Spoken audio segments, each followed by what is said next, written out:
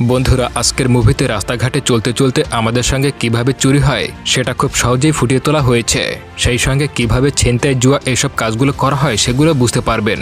গল্পটিতে বেশ কিছু psychological trick দেওয়া আছে যেগুলো আপনাকে ভাবতে বাধ্য করবে, আর সেই সঙ্গে রয়েছে অসাধারণ সব টুইস্ট। তো চলুন সাইকোলজির এই খেলায় হারিয়ে যাওয়া যাক। কাহিনী শুরুতেই আমরা নিকি নামের একটা লোককে দেখতে পাই। সে একটা 5 স্টার হোটেলে বসে খাবার খাচ্ছিল। তখনই তার কাছে একজন মহিলা আসে। তার নাম হলো জেস। জেস তাকে অফার করে কিছুক্ষণের জন্য তার বয়ফ্রেন্ড হবে, কারণ একটা লোক তাকে খারাপ নজরে দেখছে আর তার পিছু করছে। নিকি এটা শুনে রাজি হয়ে যায়। আসলে জেসের প্ল্যান ছিল নিকিকে লুট করা। তো এরপর তারা একটা রুমের মধ্যে গিয়ে ভালোবাসা আদান প্রদান করে। তখনই সেখানে সেই মেয়েটার স্বামী চলে আসে। তাদেরকে এই অবস্থায় দেখে নিকিকে বন্দুক তাক করে।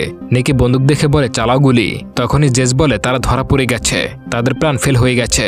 নিকি তখন বলে তাদের প্ল্যানের ব্যাপারে সে আগে থেকেই জানতো, যে তারা তাকে লুট করার জন্য এসব নাটক করেছে।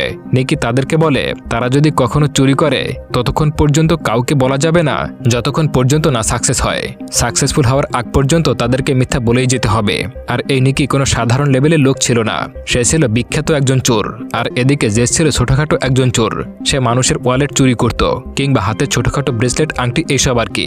নিকি তাকে বলে তাকে একটা ভালো চোর হতে হলে অনেক কিছু শিখতে হবে। এরপরে নিকি জেসকে ফলো করে। সে বুঝতে পারে জেসের মধ্যে কোনো একটা প্রতিভা আছে। সে তাকে শেখায় কিভাবে মানুষকে হিপনোটাইজ করে তার সবকিছু চুরি করতে হয়। এরপর সে তার সঙ্গে সেটা প্র্যাকটিক্যালি করে, আর তার সঙ্গে কথা বলে সবকিছু নিয়ে নেয়। মানুষের কাছ থেকে কোনো কিছু চুরি করতে গেলে সবার প্রথমে তার ধ্যান আটকাতে হবে, আর ধ্যান যখন অন্যমনস্ক হয়ে যাবে তখনই তুমি তার জিনিসটা নিতে পারবে। এরপর কিছুদিন কেটে যায়। তারা দুজনে আবারও সাক্ষাৎ করে।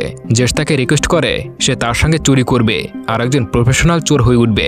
নিকি প্রথমে রাজি হয়নি তাকে তার সঙ্গে নেওয়ার জন্য। অনেক রিকোয়েস্ট করার পর তাকে তার সঙ্গে নিয়ে নেয়। এরপর সেখানে একজন লোক আসে, তার নাম হলো হোস্ট। হোস্ট নিকিদের টিমেরই একজন ছিল।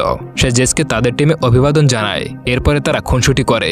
নিকিদের একটা বড়সড় টিম ছিল যাদের কাজ ছিল চুরি করা। এরপরে